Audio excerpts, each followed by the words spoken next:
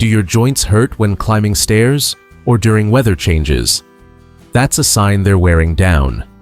One key reason is the loss of collagen, a protein that keeps your joints, bones, and cartilage strong and flexible. As we age, collagen production drops. This leads to joint pain, weak nails, muscle stiffness, and even slower healing. You might be low on collagen without even realizing it. Collagen acts like the glue of your body. Without enough, joints become stiff, bones fragile, and skin loses elasticity. You can get collagen from foods like bone broth, fish skin, and chicken cartilage. But realistically, it's hard to get enough through diet alone. That's why hydrolyzed collagen supplements are so popular.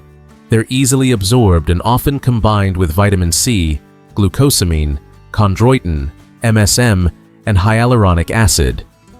These ingredients help reduce inflammation, rebuild cartilage, and keep joints moving smoothly.